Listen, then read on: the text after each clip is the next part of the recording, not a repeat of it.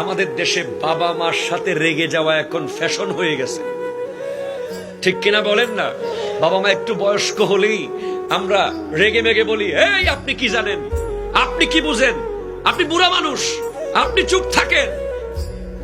খবরদার, অসম্ভব, খবরদার। রিসেন্টলি আমি এই কথাগুলো দু এক জায়গায় বলেছি। কোরআন বলেছে ফালা তাকুল লাহুমা উফ, তোমরা বাবা মাকে উফ শব্দ বলিও না। উফ কি বলিও না? আরো জোরে বলেন, কি বলিও না? উফ। উফ আমরা কখন বলি? যখন আমরা নিজের অজান্তে কাটা ফুটি, নিজের অজান্তে ব্যথা পাই। উফটা কেউ ইচ্ছে করে বলে না, এটা ন্যাচারালি মুখ থেকে বের হয়ে যায়। আপনি মাথায় বাড়ি খেয়েছেন, উফ বলে ফেলেছেন। ইনজেকশন দিয়েছে, উফ বলে ফেলেছেন। আল্লাহর কোরআন বলছে বাবা মার সামনে উফ বলা যাবে না। কেন? কারণ উফ বললে তাদের মনে কষ্ট পাবে। তো উফ তো আমি ইচ্ছে করে বলি না, অনিচ্ছায় বলি।